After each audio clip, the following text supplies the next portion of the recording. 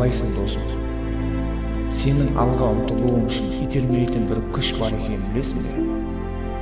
Мысалы, мені итермелеген күш балаларымның қалаған нәрсесін әпере алмауым болды. Неге менің жалқаулығымның кесірінен, аз ақша табуымның кесірінен балаларым жапа шегуі керек деген ой мені алға итермеледі. Дәл осы секілді сені де итермелейтін бір күш бар. Мүмкін ол күш сенің өз қарыздарынан шаршағаның болар.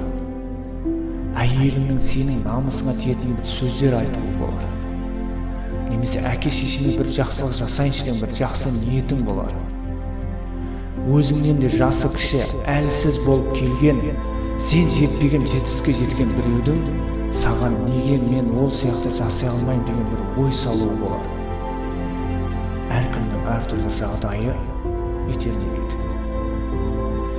Егер сенде дәл осындай сені ойландыратын ой болмаса, онда құр армандағаннан, жай ғана айтқаннан еш нәрсе өзгермейді.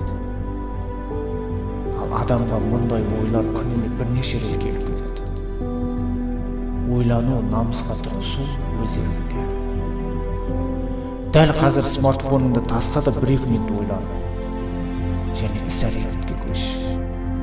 Немесе бұрынғыдай әркімнен ақша сұрап, үкіметтің 42.500 теңгесін аңдып, өміріңді жалғастыра бер. Таңдау сенде. Өмір өзіңдікі.